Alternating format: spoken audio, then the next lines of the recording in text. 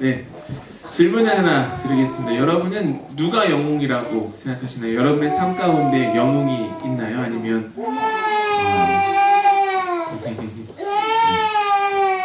또는 영화나 드라마, 만화에서 가장 좋아하는 영웅은 누군가요? 배트맨, 슈퍼맨, 아이언맨, 스파이더맨, 우리들의 친구 스파이더맨. 우리가 영웅이라고 말하는 이들의 특징이 뭐냐면은, 그리고 우리가 무엇을 되게 중요하게 여기냐면, 그가 가지고 있는 능력에 집중하기도 하지만 그 능력보다는 그가 어떠한 일을 만들어냈는가, 그 결과에 집중하면서 이런 일을 하는 놀라운 슈퍼히어로라고 말할 때가 종종 있죠. 결과적으로 그가 큰 일, 그 사람이 큰 일, 어떤 놀라운 일을 해냈기 때문에 사람들은 그 사람을 영웅이라고 합니다. 우리 일상 가운데에서도 어떤 철로에 쓰러진 어떤 아이를 누군가가 이렇게 올려줬을 때 누구라도 할 수 있지만 누군가가 그 일을 했다는 그 결과 때문에 사람들은 그 사람을 영웅이라고 부를 때가 있죠. 그러나 성경에서는 어떤 사람이 놀라운 일을 했기 때문에 그 사람을 영웅이라고 말하지 않고요. 도리어 성경이 말하는 영웅은 하나님께서 부르시는 그 음성을 듣고 그 음성을 담대히 따르는 자들, 그러니까 그들의 결과로서 영웅이라고 불려지는 것이 아니라 그들의 한 순종으로 인해서 그들은 믿음의 영웅이라는 칭호를 갖게 됩니다. 오늘부터 총 4명의 믿음의 영웅들의 이야기를 나눌 건데요. 나누면서 그들의 연약함은 무엇이었는지, 또는 그들이 어떻게 믿음의 도약을 이뤘는지, 그들이 어떤 선한 영향력을 끼쳤는지를 나누면서 우리가 어떻게 이 시대 가운데 하나님의 음성에 응답하면서 이 시대 속에서 하나님의 일을 할 수 있는지를 나눠보겠습니다. 오늘의 인물은 드보라예요. 드보라에서 사사기는 드보라를 이스라엘의 선지자자 사사라고 소개합니다.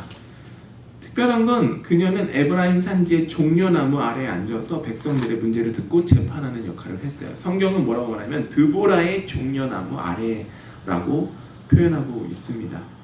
즉 그녀는 늘 종려나무 아래에 앉아서 사람들의 문제를 듣고 문제를 해결해주는 역할을 했다라는 것을 알 수 있죠.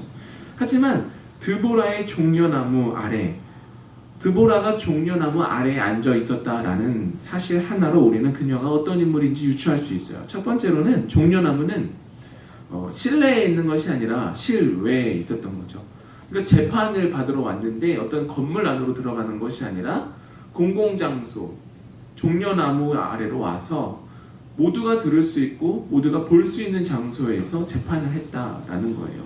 즉 드보라는 모든 이들이 재판 과정을 보고 들을 수 있는 공정성 또는 투명성을 아주 중요하게 여겼다라는 사실을 알 수 있어요. 동시에 공공장소이기 때문에 공동체의 연합과 화합을 드보라가 이 장소를 통해서 만들어내고 있었다라는 사실 또한 유추할 수 있습니다. 즉 드보라는 이스라엘의 분쟁을 단순히 해결하는 데서 그치는 게 아니라 동시에 공동체의 화합을 촉진하는 일을 했다는 것을 알 수 있어요. 왜냐하면 재판이 일어났어요. 근데 누군가는 부자고 누군가는 가난한 사람이에요. 그러나 드보라는 그 재판을 모두에게 투명하게 공개했죠. 그래서 공정하게 재판을 하면서 억울함을 풀어주고 우리가 이스라엘 백성으로서 하나님의 백성으로서 이렇게 분쟁하면서 사는 백성들이 아니라 우리는 하나됨을 이루면서 살아야 하는 백성이라는 사실을 이 모든 과정을 투명하게 공개함으로써 드보라는 이 일을 만들어냈다는 것을 알 수 있습니다. 즉 드보라가 있었던 종려나무 아래라는 장소는 단순한 재판의 공간이 아니라 이스라엘 백성들이 하나님의 뜻을 발견하고 하나 되는 어떠한 희망의 공간이었다라는 사실을 우리는 알 수 있어요. 즉 믿음의 영웅 드보라, 언제 어디서나 승리를 이끌었던 드보라가 살았던 일상생활은 대단한 장소에서 살았던 것이 아니라 아주 익숙하고 아주 평범한 장소에서 그녀가 살았고, 그녀가 했던 일도 어떤 특별한 일이 아니라 사실은 아주 상식적이고 모두가 바라는 일을 했다는 것을 알 수 있습니다. 생각해보면 종려나무라는 것, 그 팜트리라는 것은요 아주 흔한 나무예요. 사실은 어디서나 볼 수 있는 나무예요. 그러나 드보라가 그곳에 있었기 때문에 그곳은 특별한 장소가 되었던 것이죠. 그렇다면 우리는 어떤가요? 우리가 있는 곳에서 사람들은 무엇을 느끼고 있고 무엇을 경험하고 있을까요?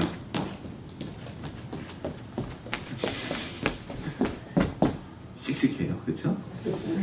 근데 굉장히 중요한 질문이에요. 사실은. 우리가 있는 곳에서 사람들은 무엇을 보고 있고 무엇을 듣고 있고 무엇을 경험하고 있는가? 드보라가 있는 곳에서 사람들은 희망을 발견했고 하나됨을 경험했고 하나님의 함께하심을, 하나님의 임재를 경험할 수 있었어요. 그녀도 하나님을 믿고 있고 우리도 하나님을 믿고 있죠. 그렇다면 우리가 만나는 사람들, 우리의 집에서, 우리가 자주 가는 곳에서 사람들은 무엇을 느끼고 있고 경험하고 있고 보고 있는가 되돌아볼 때 우리는 우리의 일상생활 속에서 반드시 하나님이 기뻐하실 만한 일들을 해야 하고 사람들이 희망과 평화를 경험하는 일을 해야 한다는 것을 알 수 있습니다. 자, 다시 성경으로 돌아가 보면 드보라가 살았던 시대는 이스라엘이 가나안의 왕 야빈과 그의 군대장 시스라의 강력한 군사력에 의해서 억눌려 있었던 때였어요. 가나안의 군사력은 철병거 900대로 표현되고 있는데 이는 당시에 가장 강력한 무기이자 압도적인 군사력의 표현이었어요. 이스라엘뿐만 아니라 주변 국가에게 이 철병거 900대는 압도적인 두려움의 상징이었습니다. 그러나 이 철병거 900대의 존재가 그냥 눈앞에 보이지 않고 그냥 들리기만 해도 이스라엘 백성들은 두려움과 절망에 빠질 수밖에 없었어요.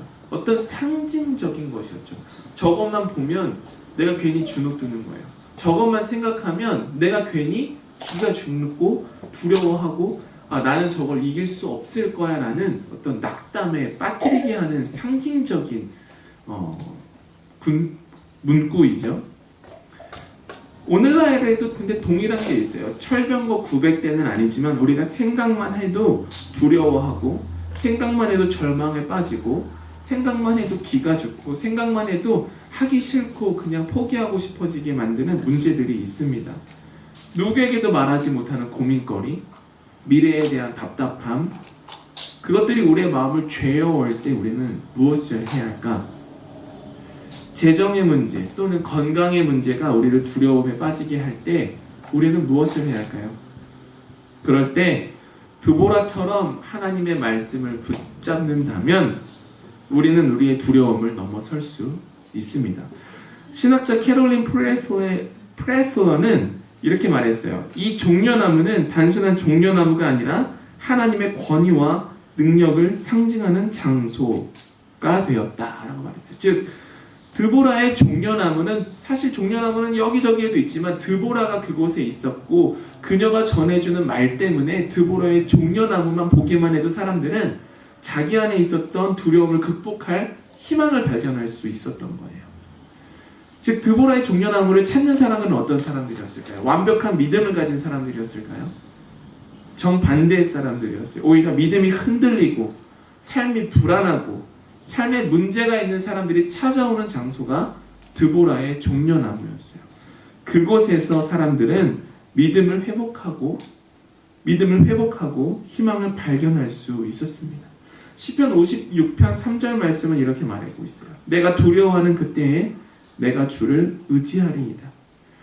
드보라가 사실은 그렇게 살았던 거죠. 이스라엘이 공격을 받고 있는 중에도 이스라엘이 그 가나안의 철병거 900대라는 압도적인 군사력에 의해서 억눌리고 있을 때에도 어떤 순간에도 드보라는 종려나무로 간 거예요.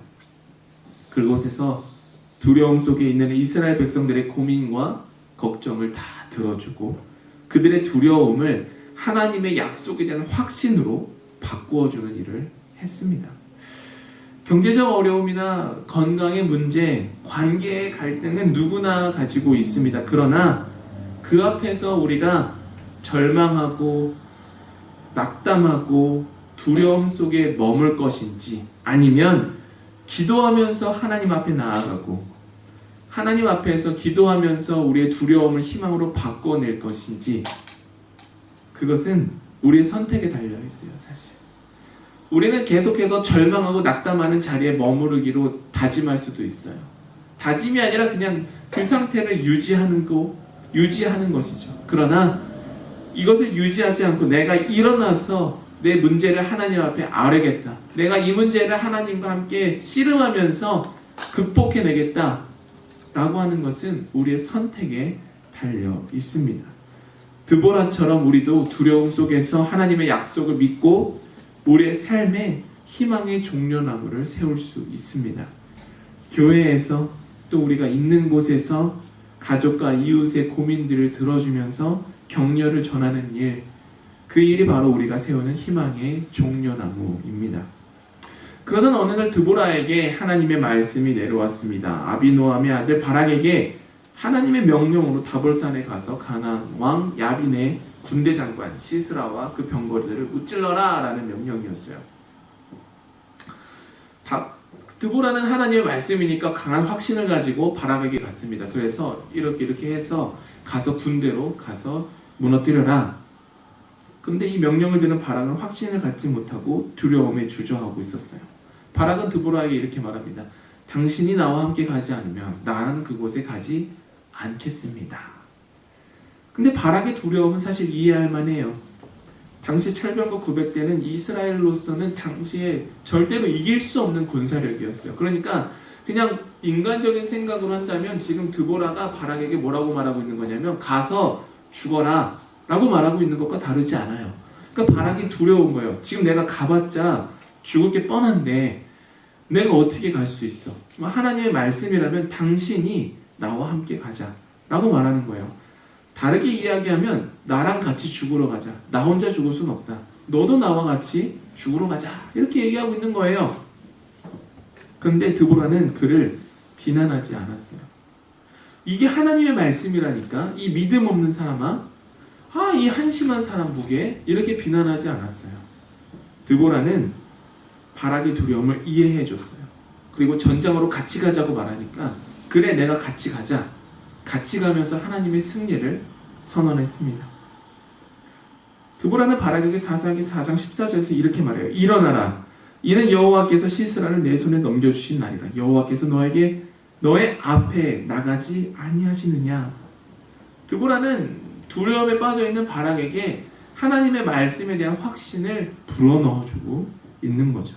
즉 그녀는 자신의 말을 믿지 못하는 바락에게 비난이 아니라 격려를 하기로 선택한 거예요. 그리고 그 격려를 통해서 바락의 믿음이 회복되었고 결국 승리를 만들어냈죠.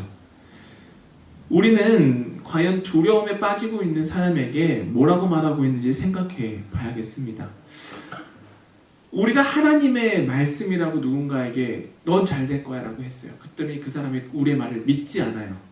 그럴 때 우리는 어떻게 반응하고 있는지 생각해 봐야겠죠. 이 믿음 없는 사람 보기에 그러니까 네 삶이 그런 거야 라고 처음에 격려하기로 시작해서 말을 시작했지만 결국에 비난으로 끝을 맺고 있지는 않은지 우리는 한번 생각해 봐야겠습니다.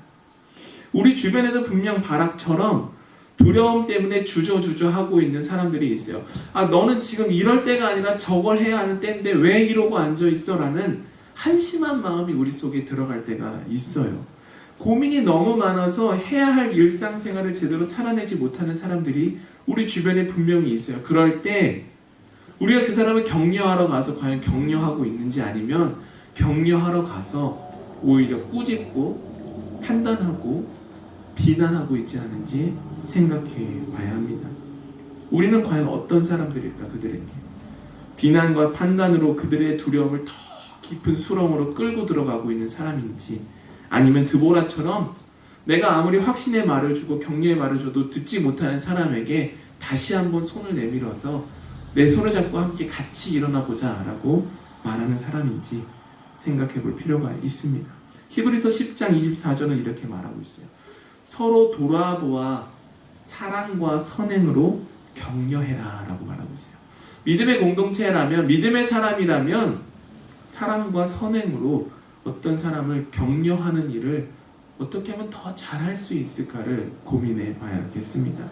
드보라는 자신의 말을 믿지 못하는, 하나님의 말씀을 믿지 못하는 바락에게 하나님의 확신을 다시 한번 전하고 다시 한번 손을 내밀어서 그를 일으켜 세워줬습니다. 우리도 드보라가 했던 일을 사실 할 수 있어요. 드보라처럼 우리도 하나님의 말씀을 붙들고 두려움 속에 있는 이들에게 용기를 전할 수 있습니다.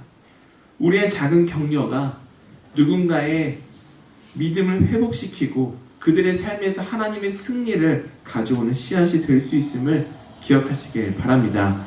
그렇다면 믿음의 영웅 드보라는 지금까지 다 남 좋은 일만 했죠. 그렇죠? 보기엔 다 남 좋은 일만 한 거예요. 이스라엘 승리, 바락의 믿음의 회복. 그럼 드보라는 어떤 하나님의 복을 누리며 살았을까를 한번 살펴보겠습니다.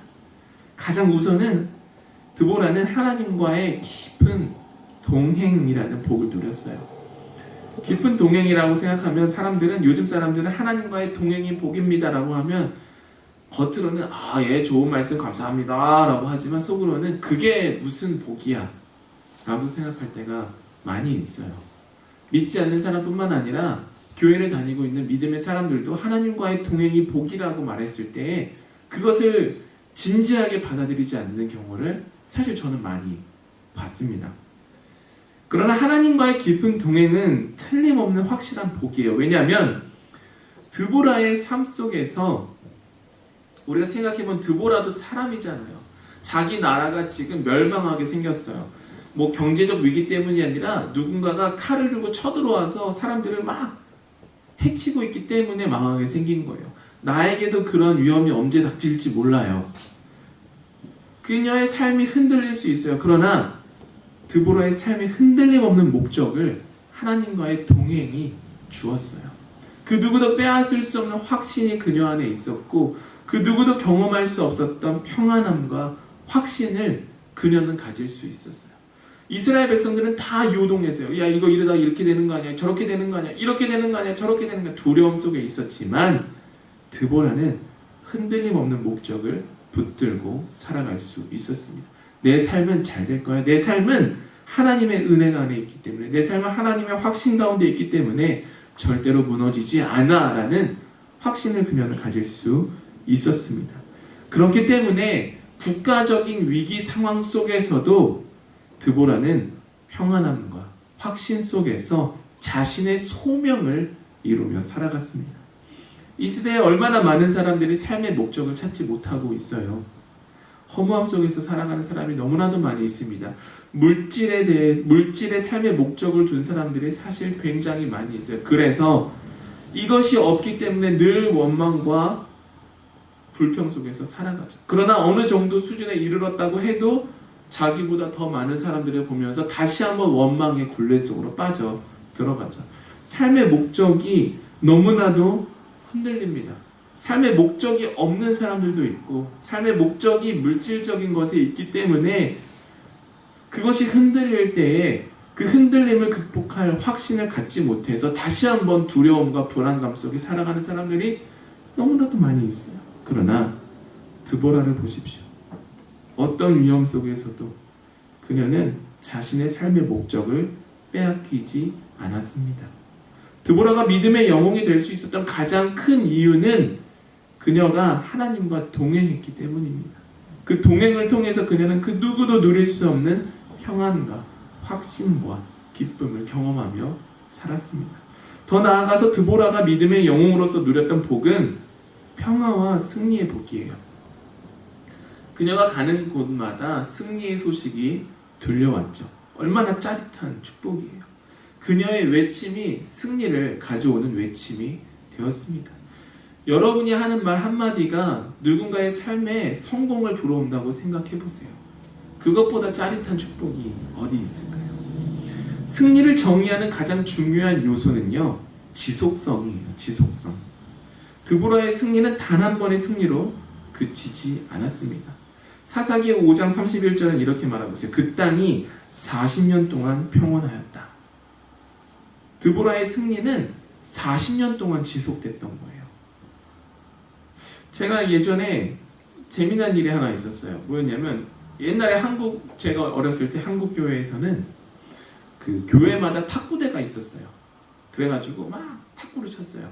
뭐 제대로 배우지도 못했죠. 그냥 막 치는 거예요. 그냥 막 치는 건데 이제 어느 날 제가 어떤 동네 형이랑 탁구를 쳤어요.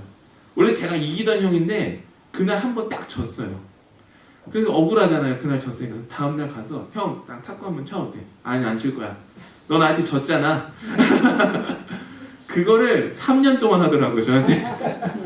그 형의 승리가 3년간 지속된 거죠.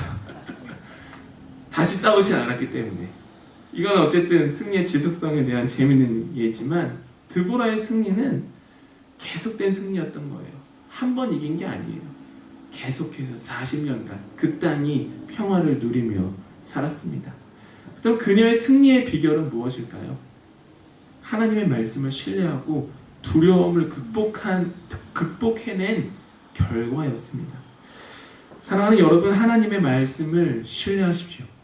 그분과 동행하고 평안함 속에서 하나님의 승리를 누리십시오. 드보라의 이야기는 그녀가 왜 믿음의 영웅인지 우리에게 알려주고 있어요. 그녀는 하나님의 말씀을 알기만 한 것이 아니라 하나님의 말씀을 삶에 적용하고 삶으로 살아냈습니다. 종려나무 아래에서 희망의 공간을 만들었어요. 바락의 두려움을 이해하고 격려하면서 이스라엘의 승리와 평화를 이끌었습니다. 이 모든 드보라의 믿음은 하나님과의 동행을 통해서 가지고 온 것이었어요. 드보라가 믿음의 영웅이 될 수 있었던 가장 큰 이유, 그것은 하나님의 약속에 대한 확신이었습니다. 우리도 드보라처럼 하나님이 부르실 때에 응답하고 우리가 선 곳에서 희망의 종려나무를 세우기를 바랍니다. 두려움 속에 있는 이들에게 하나님의 확신과 약속을 전하길 바랍니다. 바라기는 하나님의 말씀을 붙들고 살아가면서 우리 자신의 삶에 그리고 우리 주변에 있는 사람들의 삶에 평화와 승리의 복을 가져다주는 믿음을 가지고 살아가기를 주님의 이름으로 축원합니다. 함께 기도하겠습니다.